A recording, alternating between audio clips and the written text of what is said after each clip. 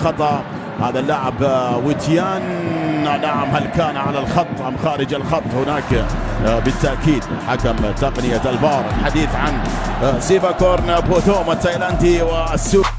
Laga semifinal Piala Asia U23 yang mempertemukan Indonesia versus Uzbekistan, yang dipenuhi dengan keputusan wasit kontroversial tersebut memang sudah diprediksi sebelumnya.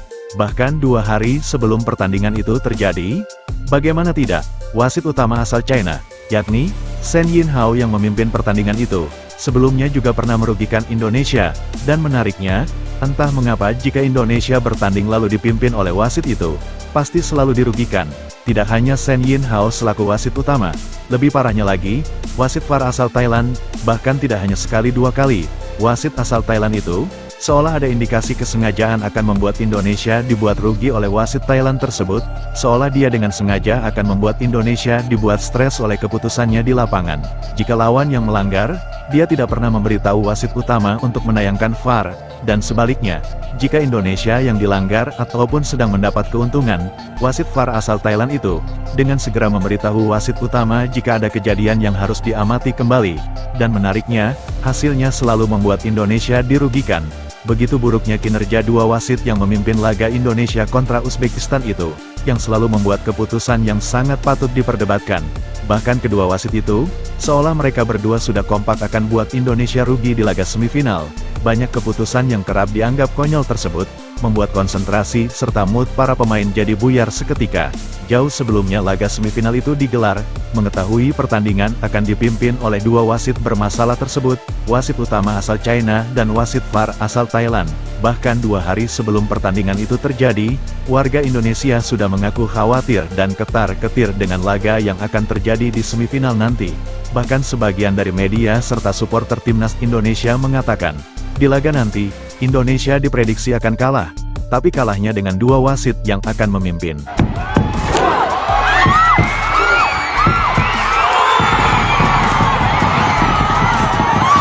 Begitu banyak keputusan wasit kontroversial itu yang membuat Indonesia benar-benar dibuat stres seolah sedang dikerjai oleh 2 wasit yang memimpin. Sangat murahnya wasit asal China itu mengobral kartu untuk para pemain Indonesia.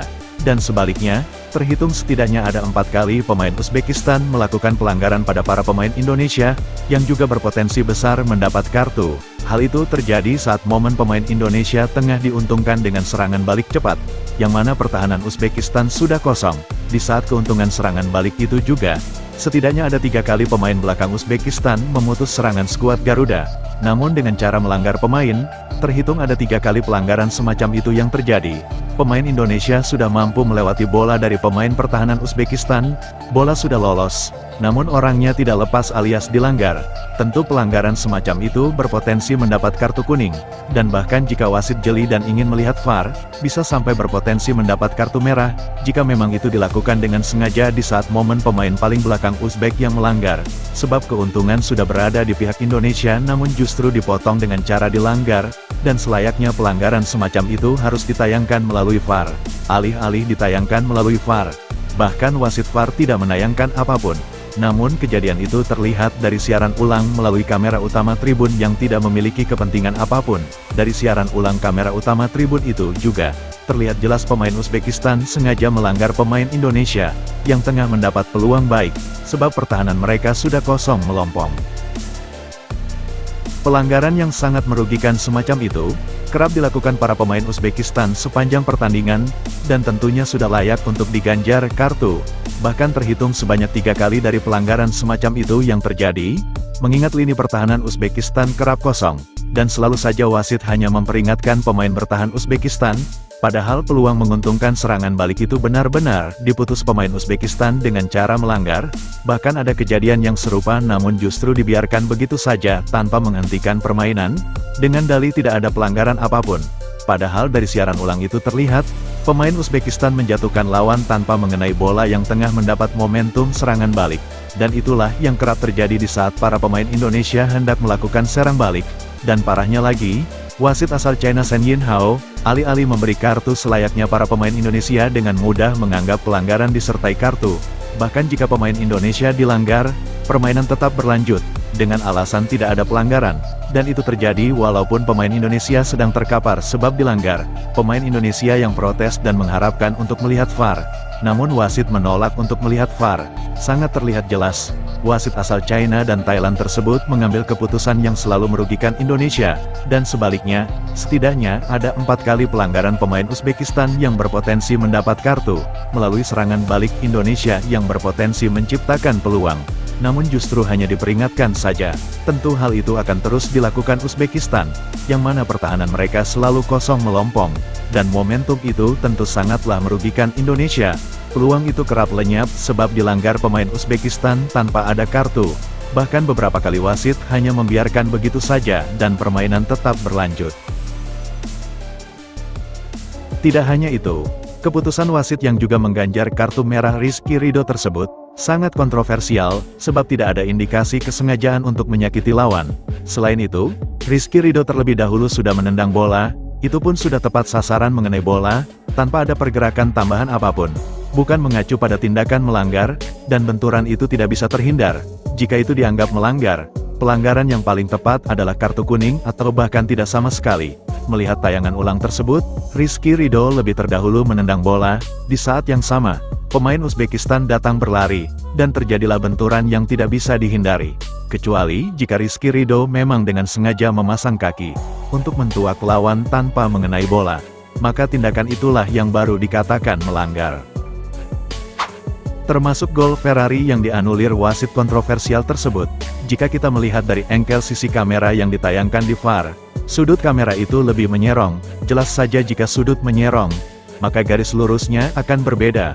Seharusnya, VAR juga menayangkan sudut kamera yang tepat lurus dari pinggir sisi kiri, sisi kanan dan juga sisi atas. Dan sisi kamera seharusnya tepat garis lurus. Namun tayangan VAR garis justru tidak ditayangkan. Untuk gol Ferrari yang dianulir, ada kemungkinan itu memang offside, namun ada juga kemungkinan lain, faktor sisi kamera yang menyerong, maka garis lurus tidak akurat. Namun kamera garis lurus tidak tayang. Sintayong bertanggung jawab atas tim asuhannya, tentu akan memberikan reaksi jika tindakan wasit itu sering sewenang-wenang saja, dan itulah yang dilakukan Sintayong dengan protes pada wasit yang dianggap kerap merugikan Indonesia. Pelanggaran yang dilakukan Indonesia kerap langsung mendapat kartu. Namun pelanggaran yang dilakukan para pemain Uzbekistan, dengan menghalau serangan balik pemain Indonesia, dengan lini pertahanan yang sudah kosong sebab ditinggal para pemain Uzbekistan, jangankan memberi kartu kuning, bahkan pertandingan tetap berlanjut. Dari hasil pertandingan yang dipimpin oleh wasit kontroversial tersebut, yang sangat merugikan pihak Indonesia, dan kerap menguntungkan pihak Uzbekistan, seharusnya itu tidak terjadi. Jika saja wasit tersebut memang berkualitas baik, tidak sewenang-wenang memberikan keputusan tidak adil, bahkan berat sebelah. Atas kejadian itu, wasit utama asal China dan juga wasit VAR asal Thailand yang memimpin pertandingan tersebut, begitu merasa dirugikannya pihak Indonesia. Hanya dalam hitungan menit, wasit tersebut langsung diserang puluhan ribu komentar pedas dari netizen Indonesia. Dan jumlah komentar menohok itu, hingga kini terus membanjiri akun kedua wasit kontroversial tersebut.